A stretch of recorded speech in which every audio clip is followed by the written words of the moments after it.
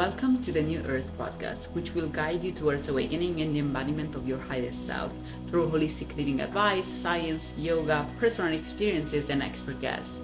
Let's grow together and build a new Earth.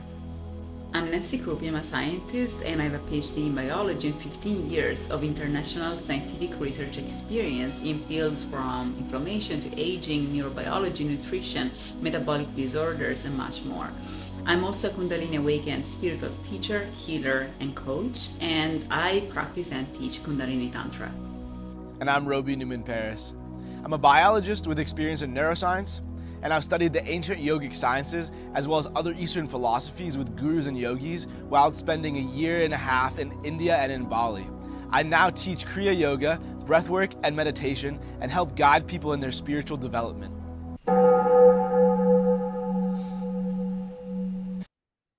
Hi, everyone, and welcome again to our newer podcast. We're here today with Robie to talk again about the keys to a holistic living, to a holistic health.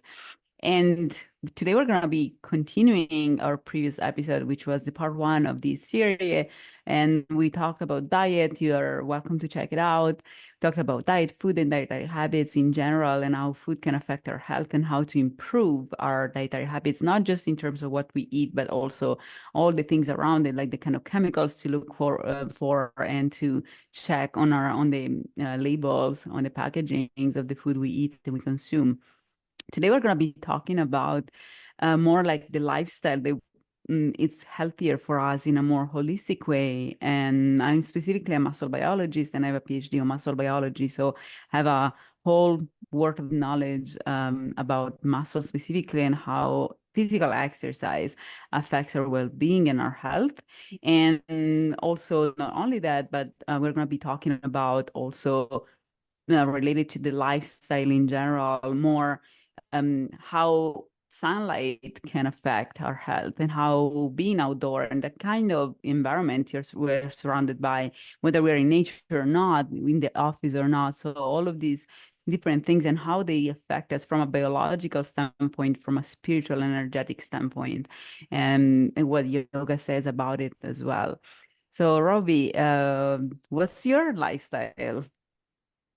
Well, lifestyle is an all-encompassing thing, so there's a lot of factors that go into a healthy lifestyle, and we already spoke about nutrition, but just to kind of bring it back to that subject a little bit, talking about consuming, really a lot of what builds a healthy lifestyle is what you consume, and consume doesn't even just mean food or water. It can mean, the things that you're choosing to spend your energy on, the things you're choosing to put into all the different time slots that you have in your day. So whether you're consuming something more traditionally like, television, a book, a magazine, music, consuming even a conversation, consuming the sunlight from being outside, consuming the fresh air, all of these things, work into the flow of being, and they help determine what kind of energy you're taking in, how much you're able to process, how much you're able to find that clarity and that peace inside of yourself. All of these factors are really important. So, besides your actual food intake, another really important thing is, how else you are using your body, right? So our body is designed to move. It's designed to have many different expressions it can take. But a lot of times in modern life, we find ourselves, stuck into a little box, sitting in an office chair, not moving so much. Maybe, we stretch every once in a while like this, but we kind of just become sedentary beings. And really, this is not evolutionarily how we were designed to be. We were hunter gatherers for a long period of time. We were, you know, the way that actually is really interesting how humans used to hunt big game. This is, a leading hypothesis is that, that we weren't as fast as them. A lot of times we weren't necessarily, before we had really complicated tools, we weren't strong enough to just go and take them down, especially if we're talking, a herd of large herbivores. That wasn't the strategy we took. Instead, we would have a small group of hunters using intimidation tactics to make the animals continually run and run and run. And the difference between us and the other animals, well, there's a few differences. Number one, our bipedal form of movement consumes less resources than animals that walk on four legs. And then also, this is really crucial, we had the ability to sweat. And this allowed us to regulate our body temperature much better. So basically, what this method entailed was chasing an animal down until it collapsed out of exhaustion. And that would usually require, walking miles and miles and miles through the hot, arid climate of, let's say the African savanna, or through like a humid climate of, a more temperate forest. But in either of these circumstances, we were moving all day. Obviously there's little moments where you take a rest, you take a break, sleeping at night. And these are also really important. But because that's the way that our body has evolved, if we're not giving, and we don't have to run through the savannah all day anymore. That's really not practical for very many people in this modern world. But it is really important to consider movement as a really important thing that you're consuming in your day. And it's not consuming, and again, the same sense as food, but it's consuming your attention, it's consuming your energy. But it's also going to give you back even more energy, because the more that you train yourself to exert this energy, the higher capacity you have to retain energy and to exert greater and greater amounts of energy going forward. So exercise is a really important thing. And it doesn't have to be like, okay, I'm going to go to the gym and work out for 2 hours every day. No, that's not. I mean, for some people, if you're training to be a power lifter, then maybe that is what you do. If you're, an Olympic swimmer, maybe that's more like 6 to 8 hours per day. But for, the average person, we don't have necessarily that much time to be committing to a workout every day. But the key here is to take it in small doses. And, maybe you aim to have a 30 to 45-minute, more moderately intense exercise every day. But if you are someone who has a desk job or finds yourself sitting in front of especially a screen for a long period of time, maybe once an hour, take a 5-minute stretch break, get your blood flowing a little bit, get your heart rate up at least a little bit, bring a little bit of physical energy back into your body. I think this is something that's really important. And, it can be a crucial factor also for maintaining focus, maintaining awareness, maintaining positivity. All of these things come when we move our bodies, because that's what they're designed to do. So that's a really big factor. And, the best way to do this, which we'll be getting more into later, but just to touch on it briefly here, is to also pair that with sunlight and fresh air, which can just maximize these effects. So I think one really important lifestyle factor that I try to do is to, even if I do have a day where I am more either resting or being sedentary in my work practices, I do try to, switch it up every hour or so. Take a little walk outside, or, do 5 minutes of stretching, 5 minutes of yoga, even if it's just moving my spine back and forth a little bit, doing some neck circles, maybe like tensing my muscles. That's another interesting way that you can actually get exercise without actually lifting weights, which is just through tensing the muscles, almost as if you were lifting weights. But you can do it when you're sitting still. You can just flex your muscles, bringing a little bit of attention, awareness, blood flow back into that area, kind of reminding your muscles that they're alive and that they have a function, kind of showing them what that is, will bring more awareness into your body. And the more awareness you have in your body, the more you start to realize when things go wrong, but also you start to feel good when you're in balance and when you're in harmony. So that's like one of the most important things I think that is really, really crucial to healthy lifestyle is movement. Absolutely, movement is absolutely important, and the fact that you started from the evolutionary reason for it is really what really makes the most sense here, in the sense that we have takes thousands of years, millions of years for things to evolve and to adapt and to adjust in a certain way. And either you then use those things that are built in that way in your body and that will function that way because they've been that way for a long, long time, or you're just gonna have side effects because ultimately every time, and this is a principle in science, in biology, every time you do something new, the very first thing that occurs is negative effects, because your body is not adapted to that new thing. And so the new thing in this case is not doing physical exercise, because we have been doing physical exercise for a long, long time. So sedentary lifestyle is the new thing that we are doing that is actually causing us to react badly to it, because we are not adapted to it. Like, our body is designed, as you said, to move and to produce things, because our muscles are not just um, the organ that makes us move, but they're also an endocrine organ. So muscles actually produce factors that are called myokines that go in the blood and that affect our entire body. And not just that, but if you think about it, the muscles are basically the biggest organ of your body. You have muscles everywhere. You have muscles up to your fingertips. Our muscles wrap all our entire body entirely everywhere. And so they're basically, and because they produce also all of these myokines, they are the easiest way of producing things that affect our body entirely. And the best thing about skeletal muscle is that they are something that we can train. So unlike other organs in our body, the brain and the muscles are the two best ways of training our body, because those are organs that actually we can control, are voluntary, and at the same time can grow and change based on how we what we do. So if you train your brain or if you train your muscles and your brain are going to change. And because of that, they're going to start producing different things or allowing you to do different things. And so it's a constant movement.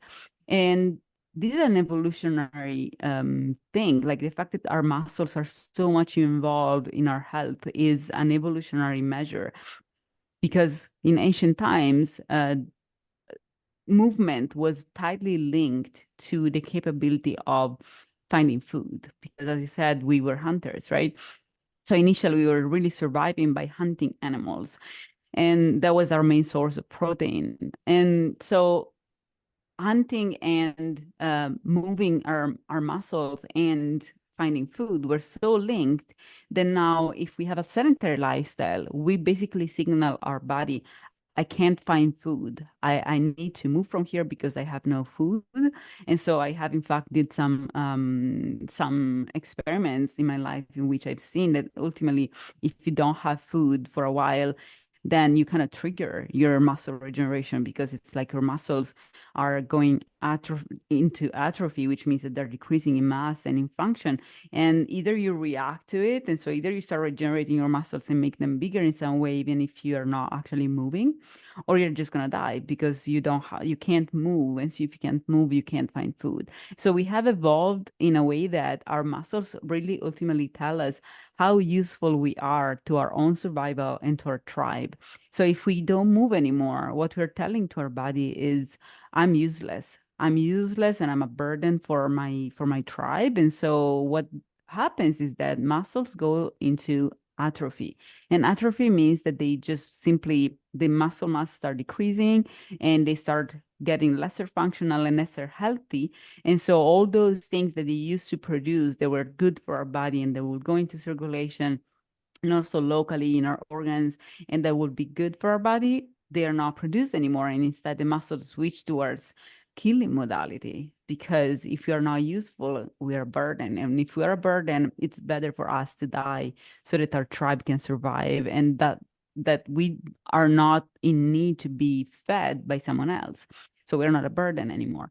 And so sedentary lifestyle ultimately is something that truly um, targets, like marks people for death. So having a active lifestyle is absolutely important. And I kind of slightly disagree with what you said in terms of having to adjust with our office job and trying to do the best we can, even just by taking those 5 minutes, 10 minutes, because yes, it is true, this is the easiest way. Like, unfortunately, we live in a capitalistic society in which this is oftentimes the only thing people can do. But I think that's in fact a disconnect in our society that is allowing our society to be so abusive and so exploitative and so not built for us, right? Because we are kind of like trying to adapt and trying to be like, okay, I can just, if I can't do an hour a day, I'm going to do 5 minutes a day, right? But no, you should just dedicate that 1 hour a day to yourself, because if you don't, then you are what you do, you are what you eat, you are what you consume, right? And so if you exercise once a week because that's what your job allows you to do, you're being sedentary, right? And so like like, imagine, we used to, as you said, we used to, thousands of years ago, millions of years ago, we used to hunt and walk and like do things, being active all the time, like almost like probably 15 hours per day. And now we struggle to find 5 minutes per day to exercise. That's like obviously that's cannot be good for us. We should at least exercise 20 minutes, 30 minutes, an hour per day. And maybe we can start. And this is beautiful because it becomes addictive in a sense, in a positive way. Because once you start exercising, what happens is that your body produces endorphins, which are our inner source of the opioids, basically. And so endorphins allow us to decrease pain and to feel like more content, like what opium does. It's like that's why morphine is so addictive because it gives people a pleasant feeling of contentment. And we help our body produce serotonin, which is the hormone of happiness. And so every time that you feel like you have this gap of energy to overcome before physically exercising, then after you do that, you get this serotonin endorphin that makes you feel so good that then the next time, even if you have this, again, this gap of energy to overcome, and you're like, I don't know, I feel lazy today, you're going to do that because you know that you're going to feel better. So it has to just become a habit. So we need to start just dedicating that time to ourselves. And I exercise daily, and sometimes I jump 1 day, 2 days per week. So I will say that I exercise at least 5 days per week. And for exercise, I mean that I go for a run, like almost a 30 minutes run. And then I have um, my elastic bands in my car. And I think the trick to actually having a healthy, balanced physical exercise every day is our outfit, because your outfit is what determines what you're actually being able to do without going home and change. So what I've started doing, because I also have a very hectic lifestyle and like I don't have time. So what I started doing was completely removing all the things that will create an additional gap to overcome. So if going around in heels means that then I can't run if I want, then I'm not going to go around in heels. I'm going to go around with like an outfit that allows me to run. So I always have my sneakers on, or I have a pair of sneakers in my car, and I have my usual like kind of yoga attire so that I can go running whenever I like, whenever I want. Sometimes I run to the grocery store. Sometimes I just run to the grocery store and then I can come back with groceries. Instead of getting the car, I just run and I run there, and then I come back with my groceries and I use them to like lifting weights in the street.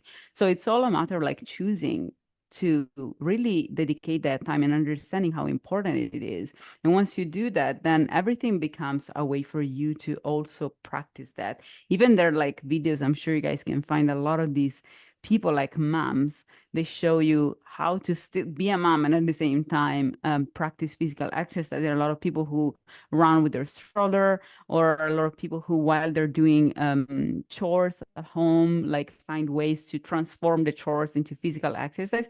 And it may sound a little bit fanatic in a sense, like a little bit crazy to really um, like obsessive a little bit. But reality is that if you don't have that time and you have to make it overlap with something else, because moms really are people, like parents are people who really don't have physical time because they have the usual job we all have, plus the job at home, plus their usual self to take care of.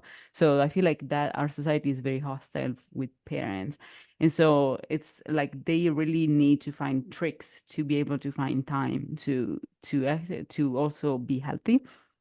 But this is important because we need to dedicate time to ourselves to be able to be fit, but not fit in the sense of physically, aesthetically fit, but fit in the sense um, of healthy, right? So a healthy body means that you're also lesser prone to metabolic disorders. That if your muscles are not sedentary and are actually exercising trained, then it's more difficult to get diabetes. And we can talk more about diabetes in another episode.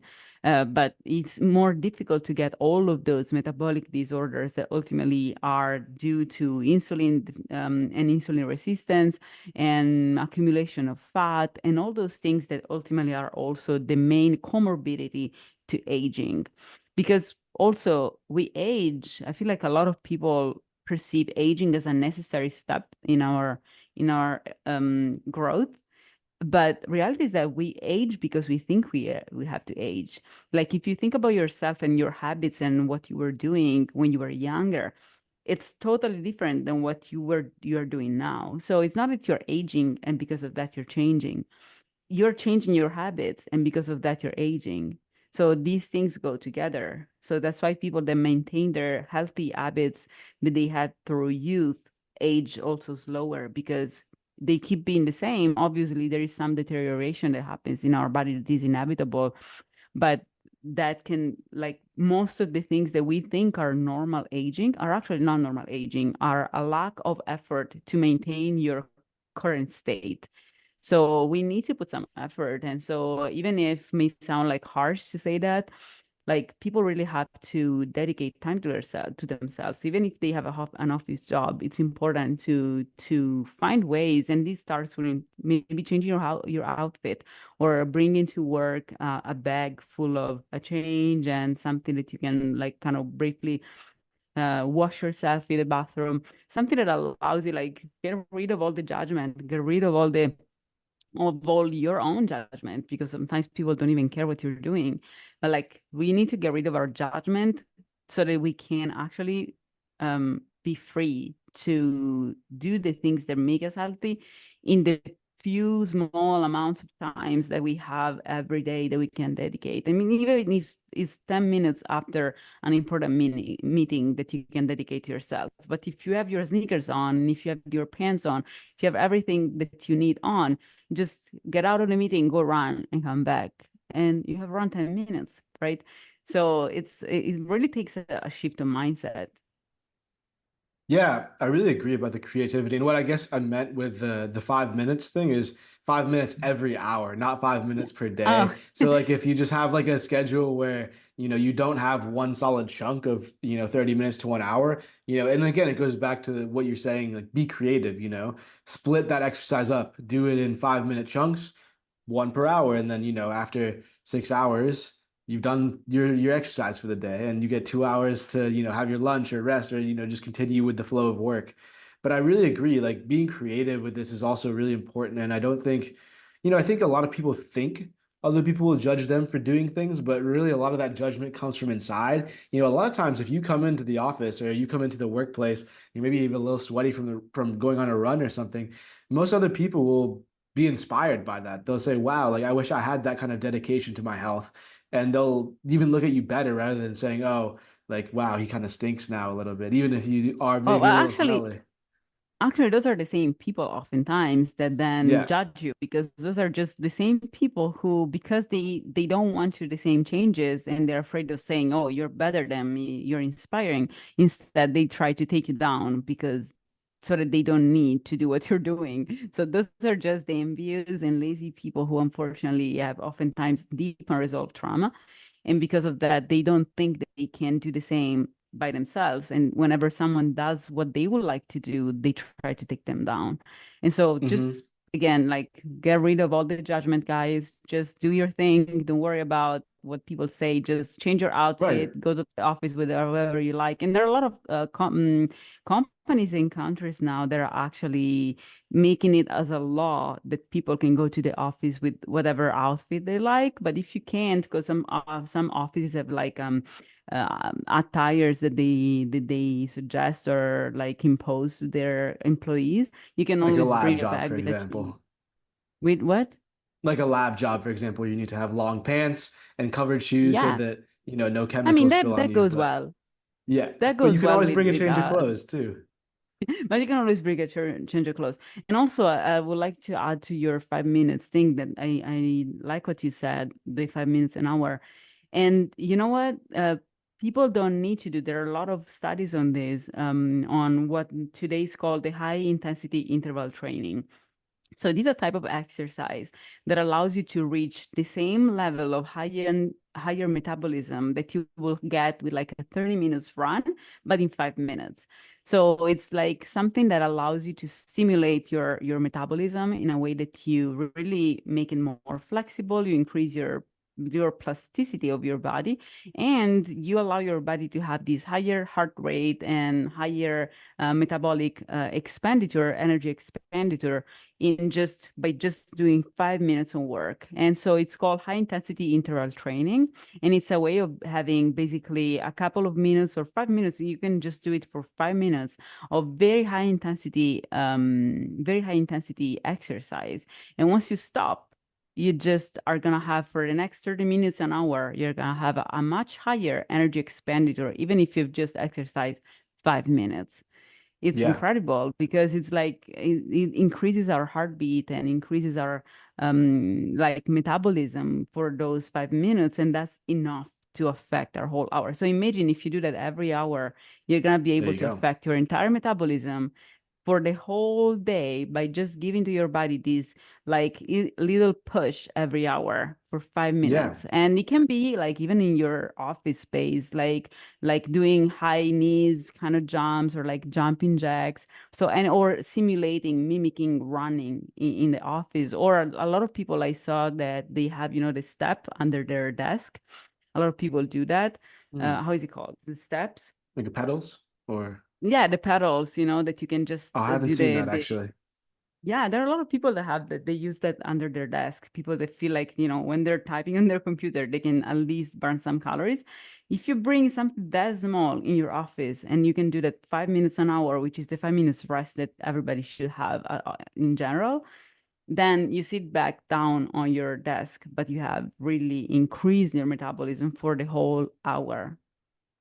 Yeah, and I think another important thing to consider about exercise, and this is something that a lot of people kind of don't realize, you're not just improving your muscle health, it's your whole body is benefiting from the exercise. I mean, I know you talked a little bit about endorphins and, kind of the neurobiology of how exercise works, but we're also thinking about the bones and, all of your connective tissue, all of your fascia, all of this is really important. And I think another thing that this kind of leans into is like stretching and mobility training because it's important to not just focus on pure strength or endurance training. These things are really important, but also it's really important to focus on your joints, focus on your fascia. And I think the best way I've found to combine all these is yoga because you are both building strength, you're building endurance, and you're working on your fascia by holding different difficult poses and poses that require flexibility and strength.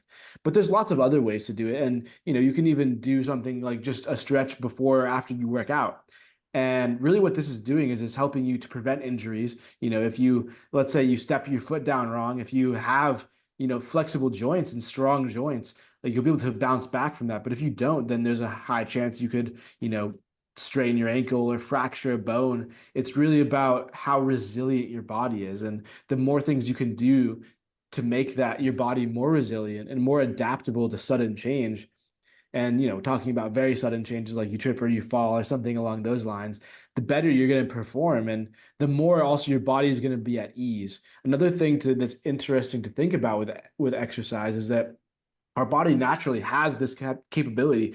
And when you think about it in the terms of energy, it's really a potential energy to move and to act in certain ways. And if that energy is not burned up, then it can be converted into another type of energy, which might have come across as anxiety or stress, because the physical energy that you could expend in a physical way then gets converted into mental, emotional energy, and then it's expressed through your emotions. And because it was built up and it wasn't processed correctly, then it's going to come out in that negative aspect. So another really interesting way that exercise I've found can be used is when you start to feel intense emotions, when you start to feel emotional disturbances, when your mind is not clear, when you have that kind of brain fog that we've talked about a lot on this podcast, the best way to get out of that is with exercise and fresh air, especially too, like getting outside and go for a run a little bit. Those natural endorphins are gonna kick in and they're gonna get you out of that mood. You're gonna feel good about yourself. You're gonna get this big boost of positive energy.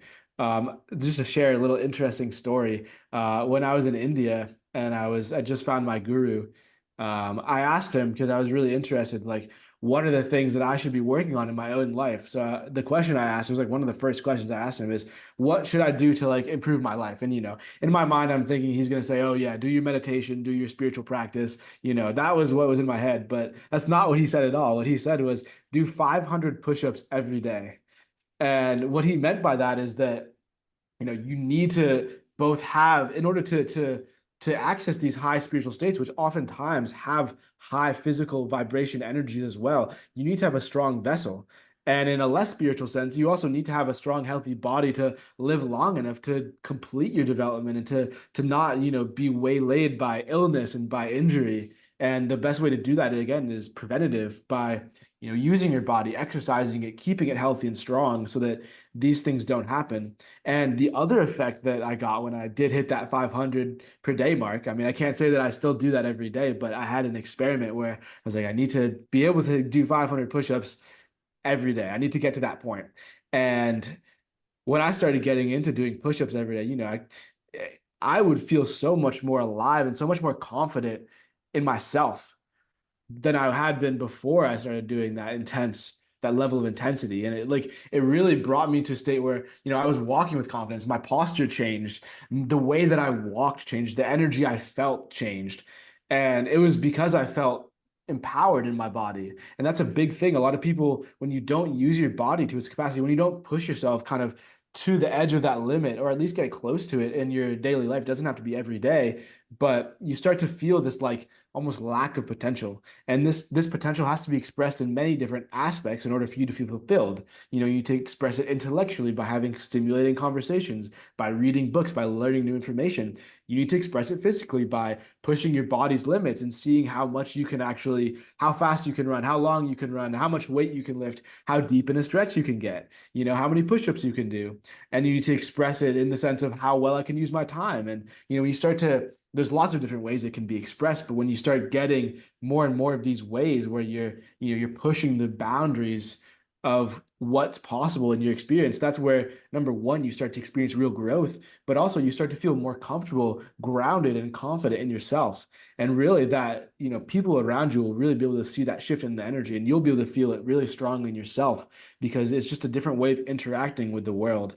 And another good way to kind of think about it, you kind of use the analogy again of like a video game, right? Like you got to train up all of your skills to get to the next level. But I like doing these kind of things where you change the way you look at things to make things that ordinarily might be challenging or tough, and using a word that I don't know if it's a real word, but gamifying them, where you make it into something that there's some level of reward and you have to do like you have to accomplish a mission, do a task, but you put it in a fun way. You change the context around it. So rather than, okay, I'm gonna do 500 push-ups and I'm gonna be drained and I'm gonna be so tired afterwards, my muscles are gonna be sore. No, make it a challenge where it's like, I have to do first 100 push-ups per day, then I can go to the next level and now I'm doing 200 and then 300 and then you build up that way, but you don't lose the fun in it. And that's actually another thing that I wanted to mention in this discussion. It's not exercise, but another crucial factor to living a balanced lifestyle is fun and is play. Because generally, as humans, we're such social creatures. And oftentimes, especially in modern society, we can feel very isolated. But that play that you have with, even if it's just with yourself, making jokes with yourself, something I really like to do is make up a little game with myself. And it's just something really simple, like maybe I have to throw this little pebble into the bucket over there. But just that little act of play really lightens my energy in that moment and helps me carry a smile through my day. And it's a really great way of interacting with other people too, because this is an innate thing that we learn as children and we kind of forget as adults. Play is in our DNA. And the more that we can be playful and we can interact with the world in this way, the more the world will just seem like a big playground rather than, a serious place where we have challenges and suffering. If instead we kind of look at it through this angle of play and see how many different ways we can bring play into our life, the more that, life just seems like a fun game and there's so many opportunities to have fun all around us and we don't really realize them, whether that's, interacting with a plant or interacting with a person or a pet. Pets are another really great way of, finding that play because they don't have all these distractions around them like we do, but they're just touched into the play. You can dangle a string for your cat and he gets it right away. He knows what's happening. You can throw a ball for your dog and he knows right away what's happening. It's play. And, it's something also that I would strongly recommend. And play can be different for different people too. So find what brings you that kind of childlike joy in your life. Find how you can bring lightness through humor, through, just not taking things so seriously, making little games out of things, and bring that as much into your daily experience as you can.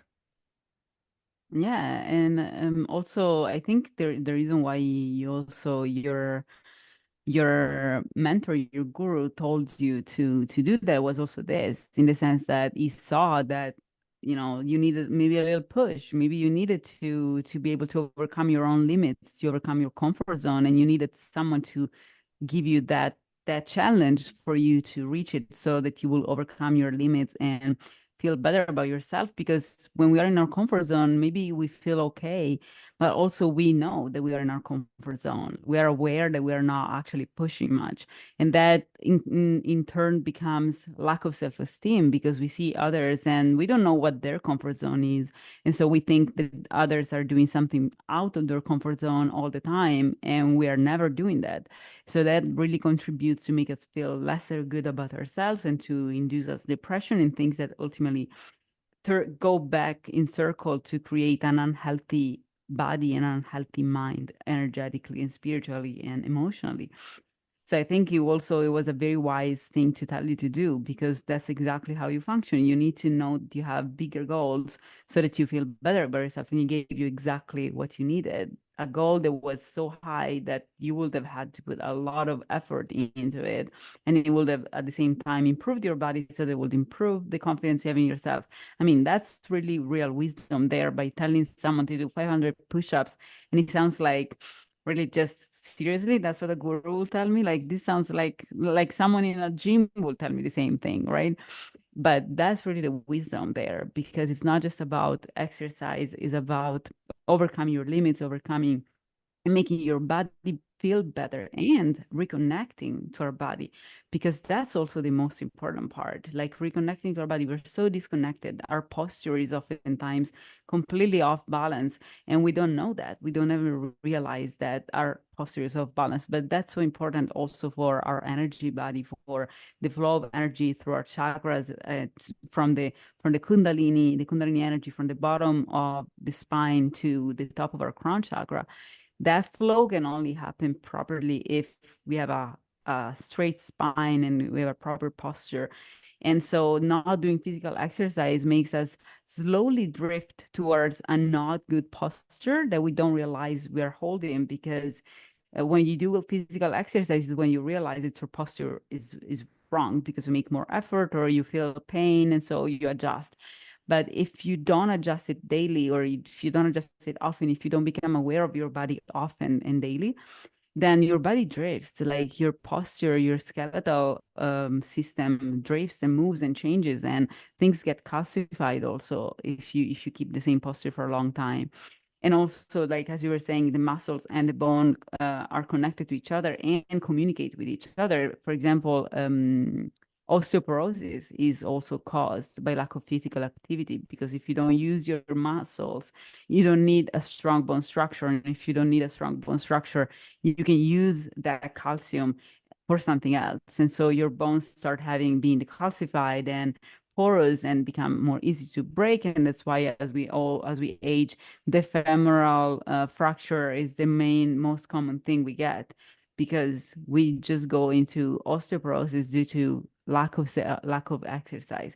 So all of these things, just from moving our muscles. Look how beautiful, how many things you can do by moving your muscles, by you moving your body, and by reconnecting with your body. And also all the pain sometimes you have, and we just, like, initially, I feel like when people have pain and it becomes chronic, they start feeling like, okay, this is part of me, and they keep it there all the time. But then pain causes mental issues and depression and anxiety and like a constant state of anger, or it becomes we become more easy triggerable, because we are constantly in pain already. We have this background pain constant, and that also is another thing that oftentimes depend on posture and of lack of proper physical activity, and that we can first of all cure and heal through physical activity because of the endorphins that we produce, but also by fixing our posture and realizing that maybe we have something that needs to be changed, and maybe we're using muscles in a certain way that we shouldn't, or maybe we need to for the kind of job we need to do every day, we need to really train our muscles better because otherwise they're too weak and they tend to go into, we can tend to sprain our muscles instead of actually being able to do the works and the workload we have every day. So all of this, again, from just physical activity, how beautiful. And like I love also what you said about the fact that we need to go outdoor to properly exercise, not like breathe some fresh air.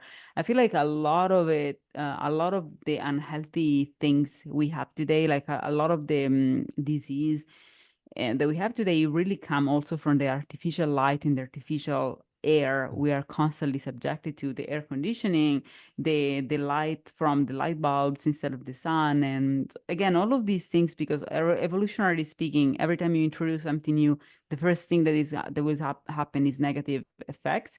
And it's not going to happen once, it's going to happen for a few hundred years until our body adapts to it. And so it's not something that is going to be solved in your lifetime. It's going to be solved if we continue having this sedentary lifestyle. Ultimately, we're going to adapt to it in a way that is just going to make us become different kinds of people. But in the meantime, in our lifetime, we need to deal with the body we already have and with the things we already have. So being constantly under this artificial light and the filtered air that comes from like the office, not just filtered, but like that contains a lot of breath from other people. It can be useful and it can be detrimental at the same time, because breathing fresh air ultimately means that you're breathing in something that has not been breathed in by someone else already, that is already more rich in oxygen and more rich in all the molecules that your body absorbs. And then when you breathe out carbon dioxide. And so breathing the air in an office is completely different than breathing the air in the open air of a park. It's a completely different experience. Your body is going to be nourished in a completely different way. And obviously, the air in the office is going to nourish you much lesser than the air in a park and give you the things that you breathe in to get, like in a much lesser amount than what you will get outside. And especially, we're talking about parks, but also the pollution is a big factor of it, because you can be in a park in the center of New York City, and I'm not sure that that is actually a healthy way of going to the park. But still, it's better than being indoor and being, and also with the air conditioning. For example, I realized that air conditioning, even in just my car, really gets me sick, because it's like an artificial source of cold that my body is not used to. That is also one directional, because oftentimes like the cold air that you receive from the air conditioning, it's usually directional, and so it's in front of you, it's on top of you, it's on the side, it's not everywhere.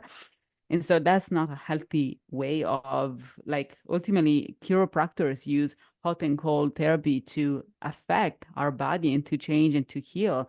But if you get the same kind of therapy without that being a therapy, but as half of your body gets cold and half of your body gets hot, you're affecting your body. You're changing the molecules that go into your circulation in a way that you're not controlling, you're just being passive about it and unconscious about it. So all of these things really in the office life truly affect ourselves in so many ways. And obviously it's not easy to just suddenly change it, but we need to start really take ownership of what we do and what we don't want to do, and start changing our lifestyle. And even, for example, now remote jobs, like a lot of people are working remotely at least a couple of days per week. And that can be a life changer, because people can be in their own home and open their windows and stay on the balcony or go for a run in lunchtime, and instead of having to be tied to the office lifestyle. So I think that is already a game changer potentially, but people need to use it properly, because even there are so many things that we are chances, and instead people misuse them. For example, electric vehicles. Like when I charge my car, I go for a run and I do my push-ups and I do my squats and I do a lot of exercise. And most people that recharge electric vehicles, they spend an hour of their time every day or whenever they have to recharge their car, eating snacks and watching movies in their car. that's like, if you're doing this, you're doing it wrong. This is not what you're supposed to do. Just go for a run, do some exercise. Imagine if for every mile you drive, you have to run for 1 minute, how much better your life can get. My neighbor, for example, he goes to work every day, and he works in downtown, like something like miles away from here, like 10 miles away from here. Every day he wakes up something like probably around 3 a.m. and he goes to work walking every day. Wow. Every day. He has been doing this for years now, every day. So it's really not about how long the commute is or how difficult it is. It's a choice. Everything is just one choice away, and you can make it now. You don't have to wait. You just can make it now. It's just one choice away. Nothing is impossible. It's just up to us to decide what is impossible. And what is impossible is simply what is right now out of our comfort zone. But you'll see that once you do the 100 push-ups, then you're going to easily get to the point of thinking, maybe I want to try the 200 push-ups. So it's all a matter of starting and of like deciding Right. to change your lifestyle for good. Yeah. Yeah. And I really like, well, the two things you mentioned about the sunlight and the being in nature in the park. There's like a lot of really important things with that. I mean, I just recently I watched a video and it was comparing the actual intensity of the light, both inside under fluorescent lighting and then outside in the sun. And the difference is by like 10,000 fold. It's not like a little bit of difference. You're actually getting so much more intense light, and light that is actually very, very good for some healing light when you go outside. It's not comparable. Inside is so dark. I mean, it might look light, but it's different in quality. It's different in that high of a magnitude. So it's really important. And the sunlight also has a lot of healing potential. It has, energy. One really beautiful thing that I've heard about the sun, which, this is in more of a spiritual sense, but I think can help people understand, and it was in a conversation about unconditional love. And one of the people said, we're talking about what's the most experience you've had with unconditional love. And one of the people said, the sun, because no matter what, every day it's going to share its light with us. It's going to shine this light on us. It's going to illuminate us. And really, like the sun is that source of light for us. It's something that's keeping us alive. And when we take that in with gratitude, we can actually absorb the energy of the sun in a more conscious way rather than just in a way that's, obviously in a biochemical way. It's going to allow us to produce vitamin D, which is, crucial for our happiness and our survival. But and even in an energetic sense, it's going to fill us with positive energy. And that's like where I'm living now. One of the biggest struggles I've had with it is that it's very cloudy and rainy all the time. And I feel like for me, now that I've keyed into the fact that this sun is something that's really crucial for keeping me happy, that when I don't get that, I feel it. And, obviously I still love the rain, but the sun is so important. And another really important thing is the fresh air aspect. And another way to look at this, like when you're what you said about, everyone breathing in everyone else's air when you're in a confined space, this is really true because, you know, really when it comes down to it, our respiratory system, when you think about the system of respiration, it's not just contained within our body. Our system of respiration is the whole system that provides the balance of carbon dioxide and oxygen in the world, right? And when you think about it, what is a really crucial part of the system that you couldn't live without? That's plants, it's photosynthesizers, organisms. There's also a lot of algae that does this as well, but organisms that are able to convert the carbon dioxide that we exhale into oxygen.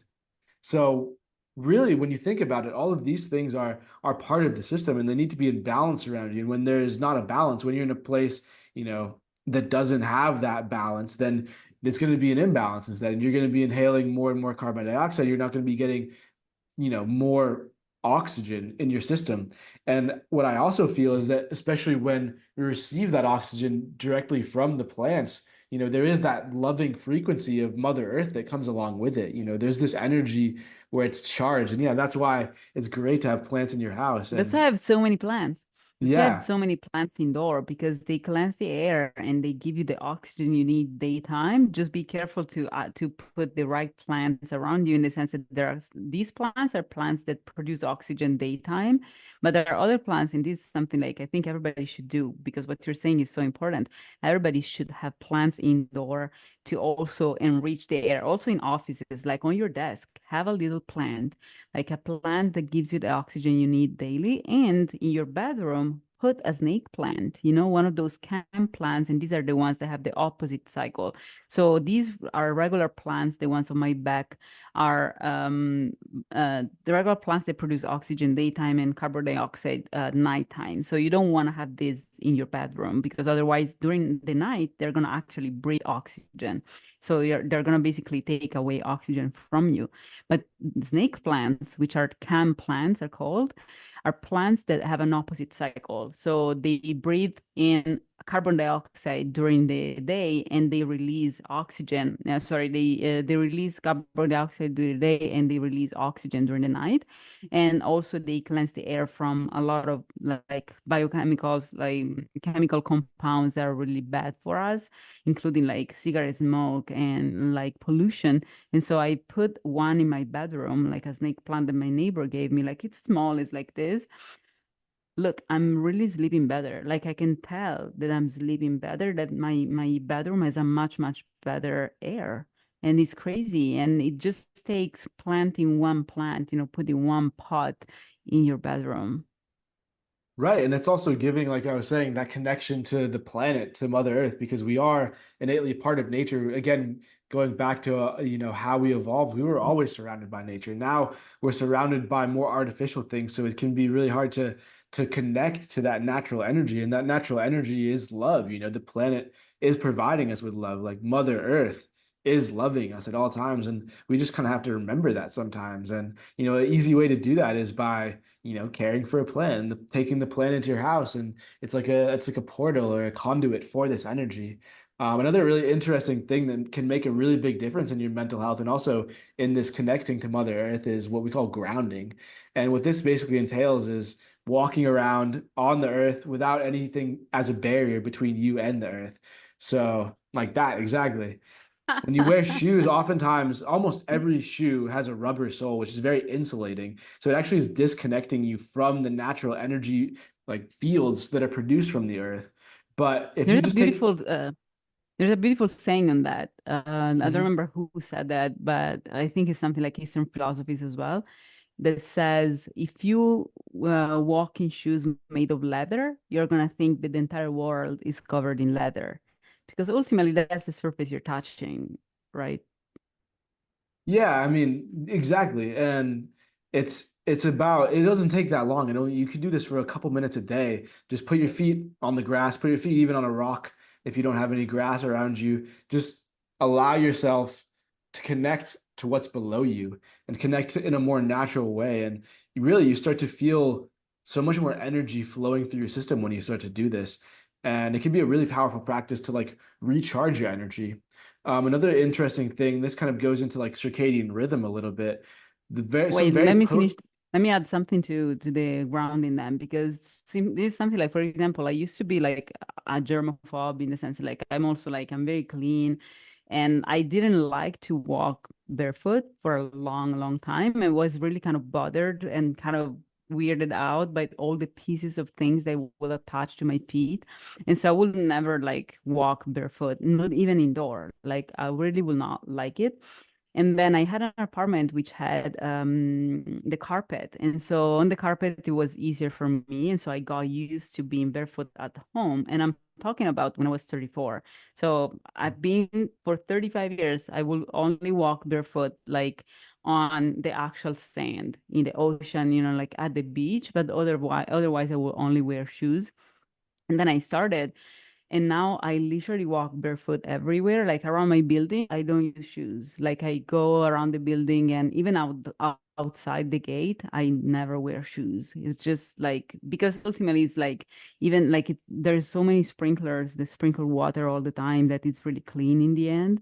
And so I really, so try to do this practice of like, or also on the grass when I go to the park and exercise, I immediately take away my shoes and my socks and I ground. When I do my host my outdoor classes, I tell people to take out their shoes and take out their socks and to stay on this concrete or on the soil with their barefoot. It's a completely different experience of the world. So you should just try it and maybe try, as I said, like in small dosages, like try like on carpet, try on things that don't gross you out.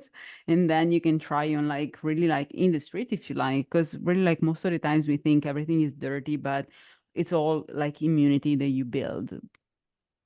And also, the bottoms of your feet are pretty well insulated by thick layers of skin. There's even if you step in something that's a little bit gross, you should just wash it off and it's not going to actually make you sick in the long run. But yeah, and then, in terms of going back to the circadian rhythm thing, what I was going to say is just there's some really potent times that you can be awake and especially be with the sun. And these are like in the very early morning when the sun is rising and at the end of the day when the sun is setting.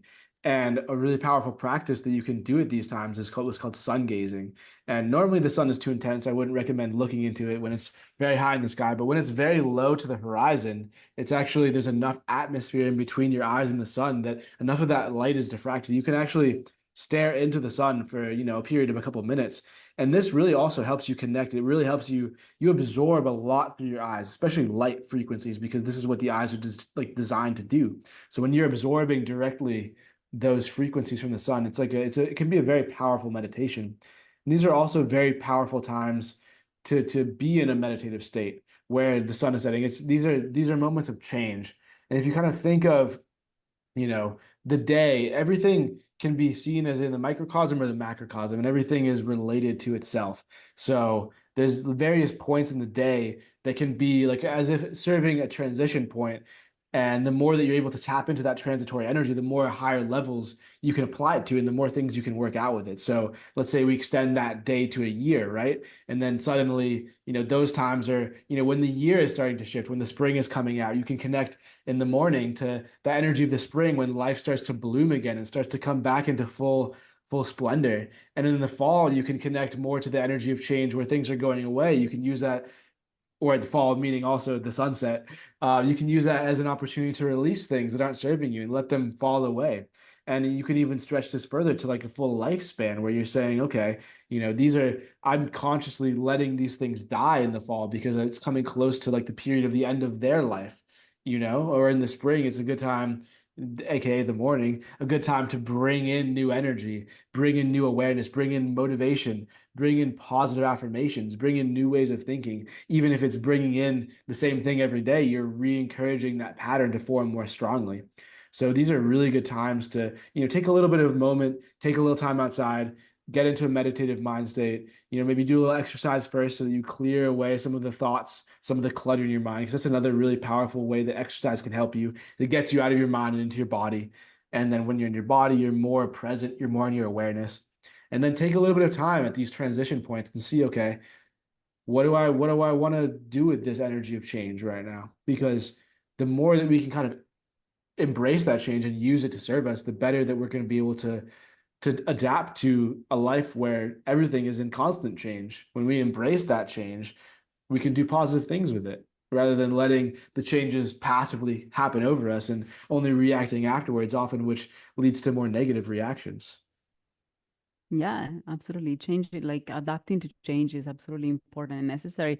And I didn't know you were doing the same kind of meditation that I do with the sun at the sunset. I do the same thing.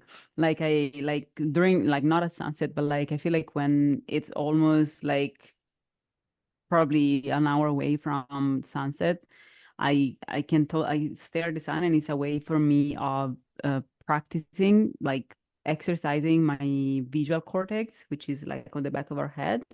And because I also have myopia and astigmatism, and so these are ways of exercising my muscles this another muscle in our iris in our own, and so it's a way of like, because for you to actually stare at the sun, what I try to do is not just stare at the sun, is I try to focus on the sun so that I see it very clearly.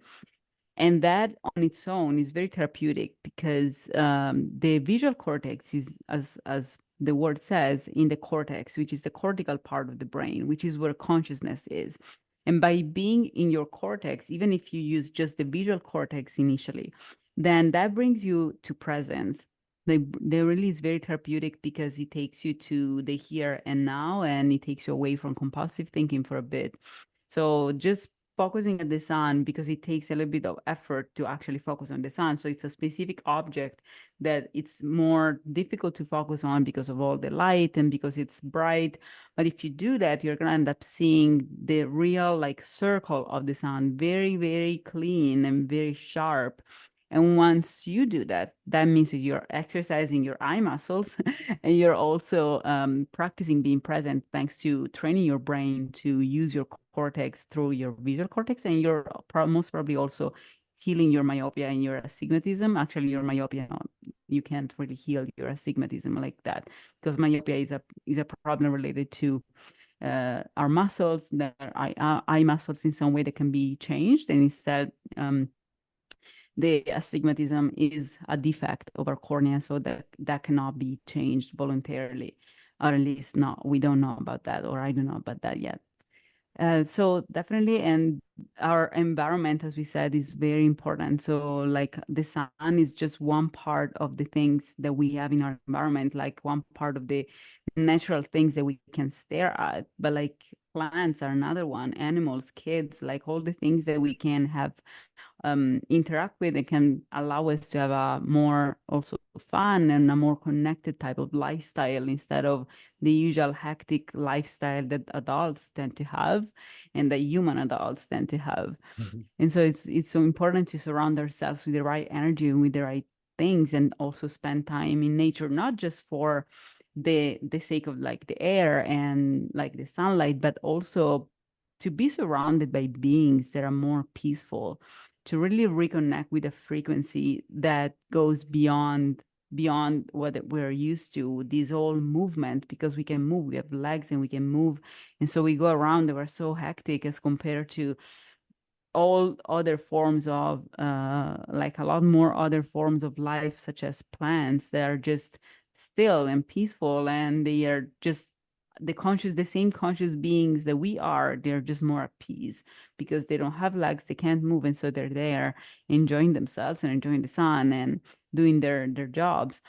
And also just looking at the green on its own, it's already useful to bring people out of anxiety and more into a present state. And I actually host classes that I call conscious hikes because it's a way of using nature, reconnecting with nature in a way that also nurtures our cortex, which is the part of the brain that we need to nurture for us to be conscious.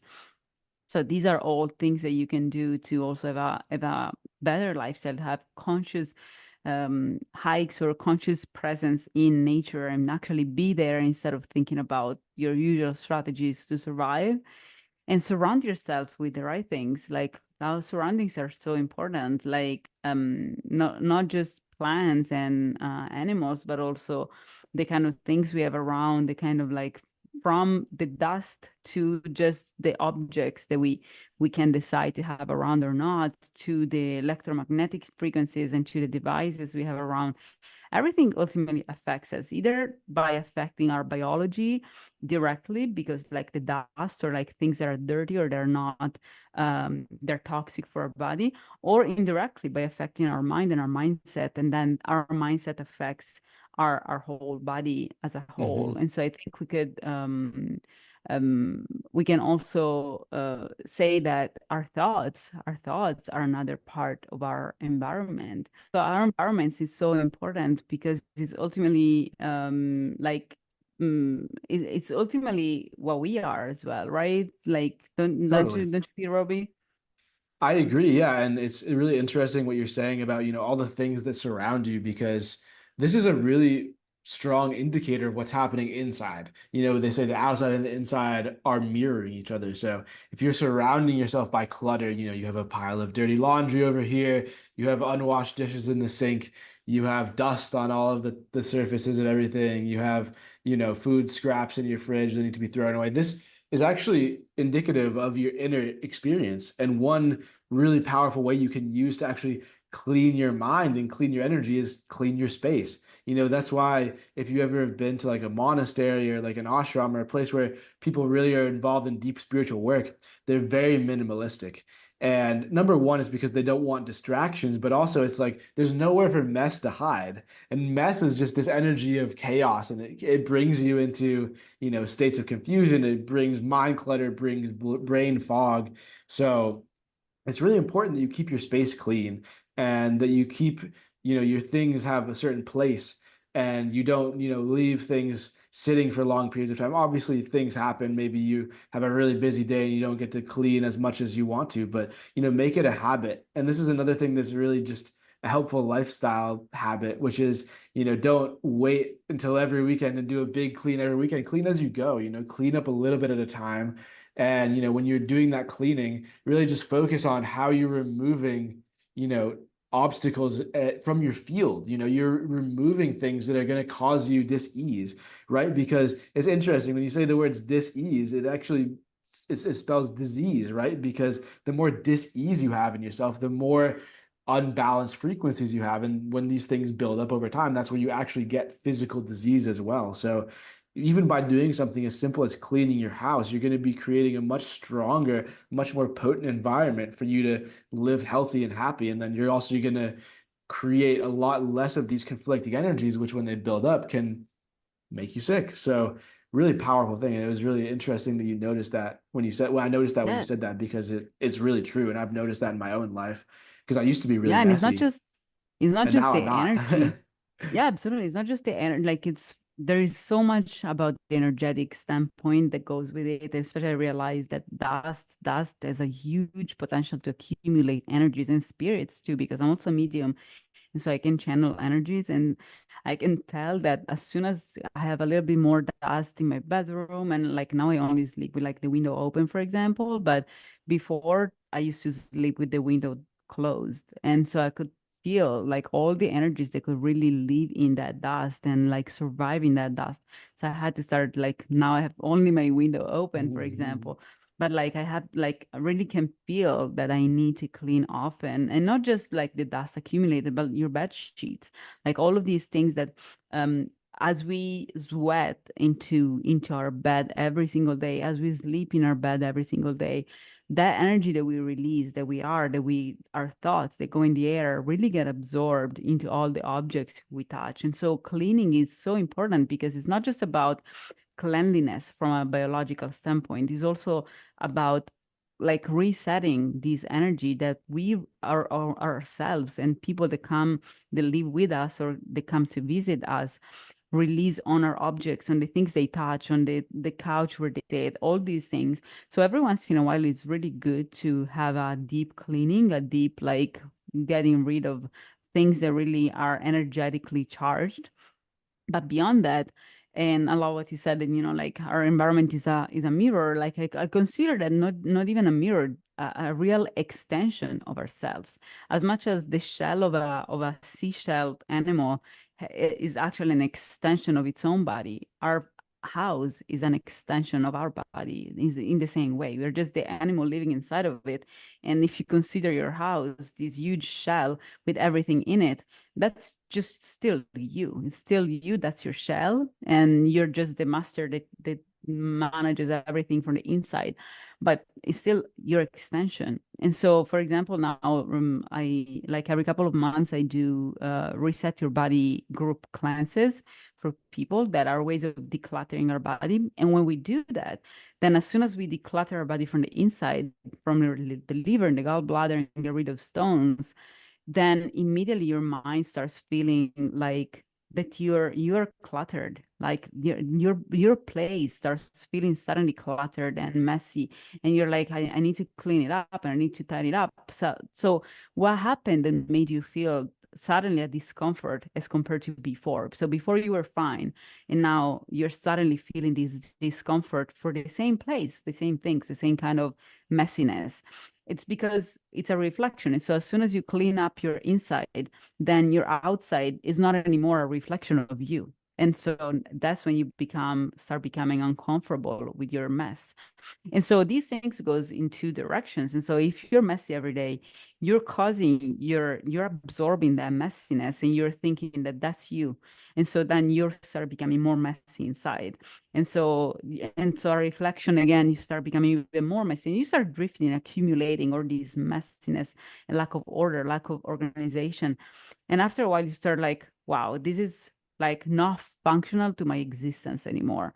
I can't focus in here. And so you need people start going to work at cafes because then their house becomes too messy for them. And I've been there too. Like I feel like this is something that we all go through before understanding when that we need to have a routine, as you said. And the best thing is really to there are a lot of studies also on how just making your bed every day has a huge impact on your success and your capability of properly living life.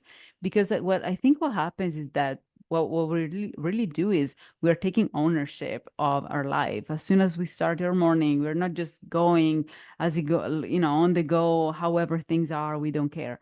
We're actually taking ownership of every second of our life, also being conscious and do the things we need for us to be present and to set ourselves for success from our environment from our external environment to our internal environment. So doing your bed every morning is a huge potential for just therapeutic potential, and also like doing laundry regularly, like all of these things that force you in a sense to reconnect with what you're doing, with what kind of clothes you're using every day. What are you actually doing every day? If you're not washing anything related to fitness every day, that means you're not exercising, for example.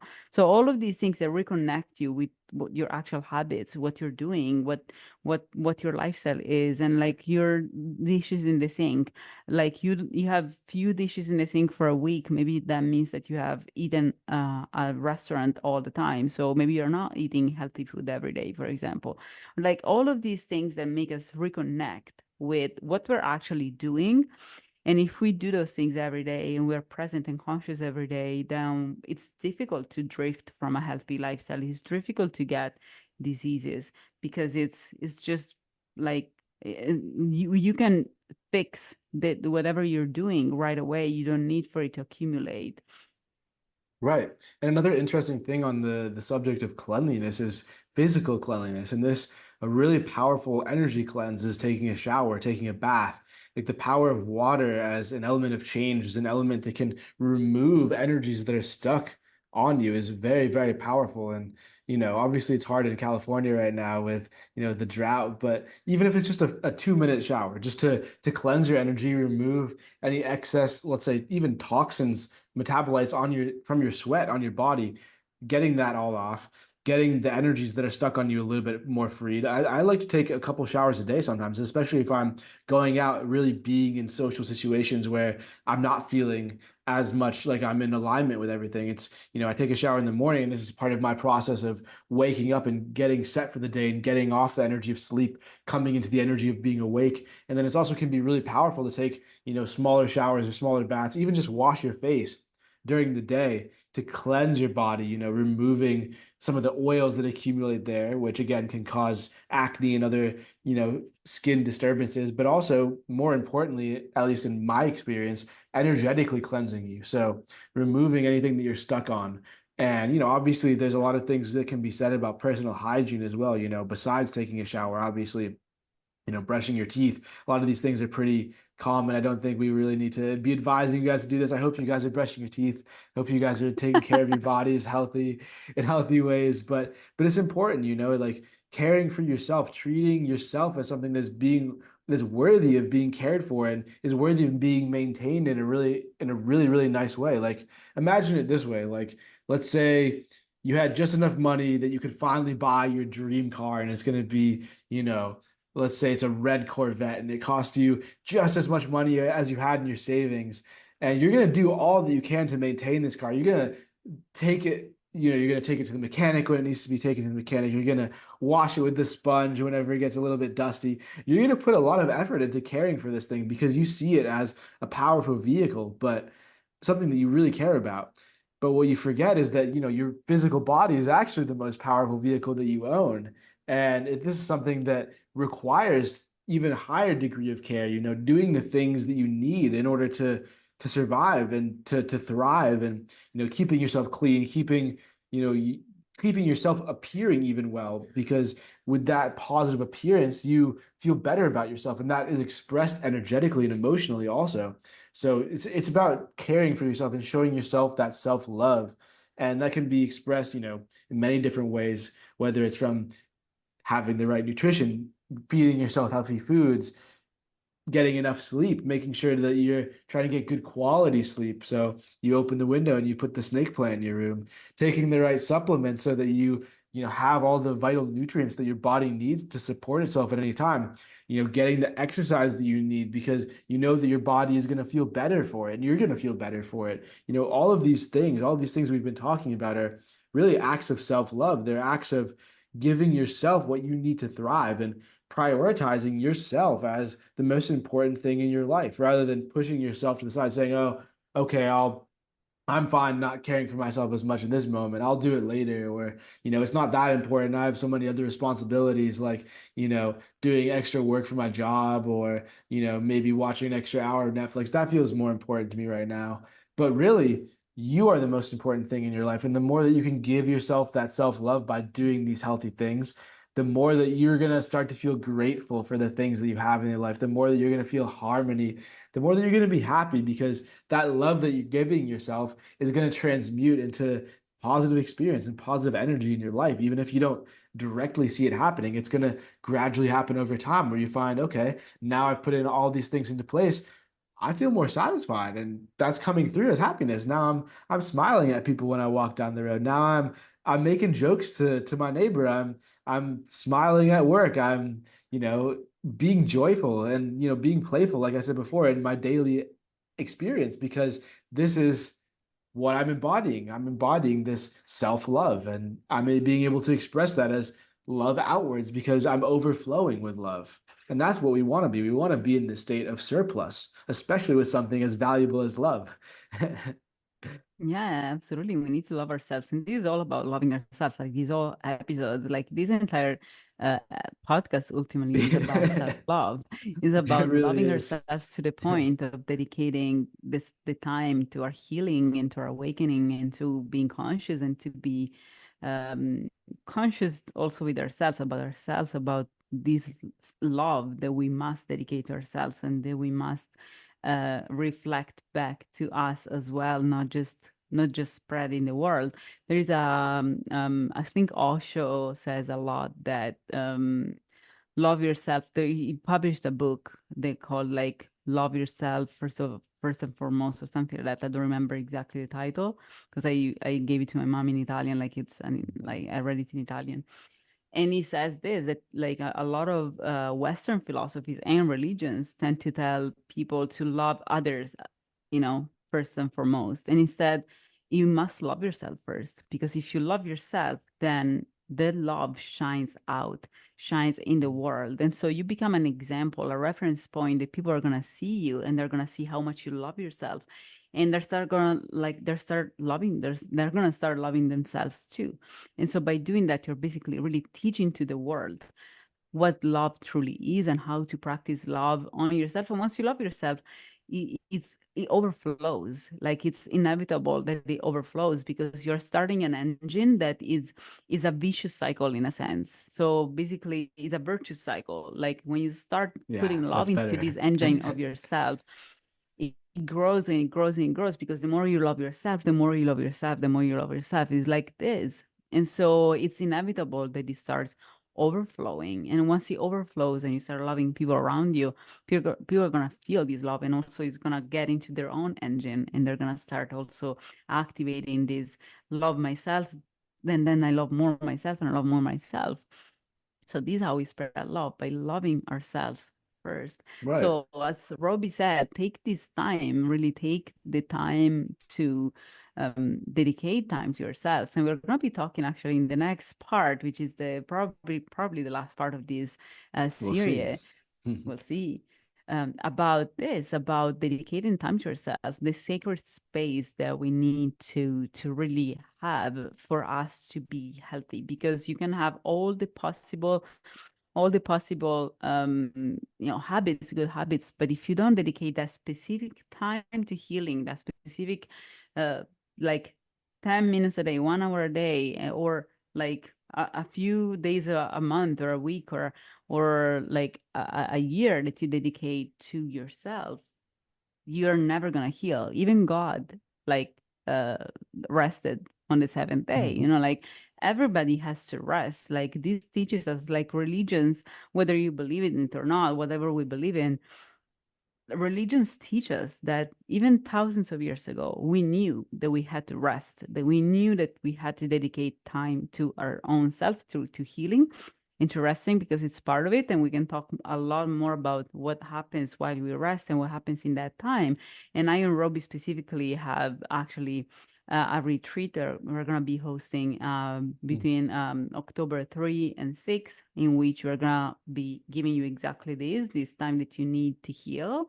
The retreat is called the Heal Retreat, in fact. And you can find more information at 360holisticcoach.com/heal. Or at the link in the description. Yes, that is going to be linked at the description as well. Or you can contact me and Robbie. You can find me on Instagram at 360holistic.coach, and Robbie at Robbie Newman-Paris on Instagram. You just contact us and let us know if you're interested in participating, because unfortunately, even if we do things every day, there's a point in which we need to really take the time to heal, because we need to allow our body to do all these things together and to integrate all the healing we need in just a few days, so that then we can restart with our unfortunately stressful lives. And that's why we need to implement all of these changes and all of these habits and routines that we are talking about, that we're proud and happy to provide to you guys for your healing. And we'll see you next time. Yeah. One final note to close this episode on, going back to the theme of self-love. When you love yourself fully, it's impossible not to also love other people, because it's increasing the bandwidth of love that you're able to experience, and it will overflow, and you will be able to express more of that love to people. You will more deeply appreciate and love people around you. So let's all come together. Let's heal ourselves. Let's focus on our own love, and let's shine that love outwards as light so we can all illuminate the world. And yeah, thank you guys for listening, and we'll see you next time. Hope you enjoyed our podcast. Please reach out if you have any feedback, any questions. Always open to that. And we'll see you on the next one. Bye, guys.